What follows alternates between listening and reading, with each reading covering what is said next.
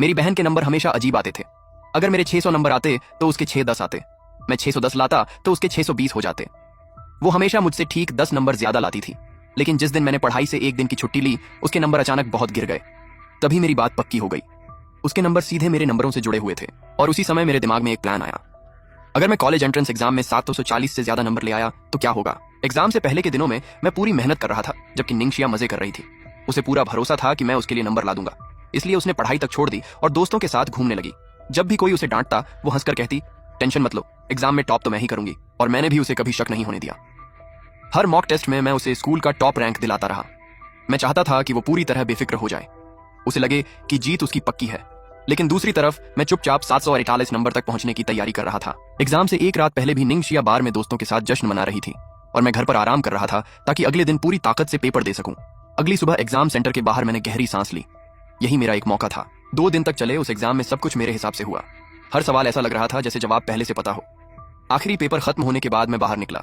सबसे पहले निंगशिया मेरे पास दौड़ कर आई। उसकी आंखों में लालच साफ दिख रहा था। उसने पूछा, पेपर कैसा गया? मैं मुस्कुराया और कहा, पहले से भी बेहतर। इतना आसान तो कभी नहीं लगा। ये सुनते ही वो खुशी से पागल हो गई। वो तुरंत हमारे माता पिता के पास भागी, जैसे वो नंबर पहले से उसके हो चुके हों। उसे जाते हुए देखकर मैं भी मुस्कुरा रहा था, लेकिन मेरी मुस्कान एक शिकारी जैसी थी जिसका जाल अब बंद हो चुका था। कॉलेज एंट्रेंस एग्जाम के बाद गर्मियों की छुट्टियां शुरू हो गईं। निंगशिया ने सबके सामने दावा किया कि इस बार टॉप वही करेगी, इसलिए हमारे माता पिता ने उसे पहले ही काफी पैसे दे दिए। उसने नया फोन खरीदा, नया लैपटॉप खरीदा और हमारे माता पिता की मेहनत की कमाई भी खर्च कर दी। फिर वो दिन रात बेकार दोस्तों के साथ घूमती रही। जब मैं गांव में दादाजी से मिलने जाना चाहता था और बस का किराया मांगा तो मेरी बात पूरी होने से पहले ही मुझे मना कर दिया गया।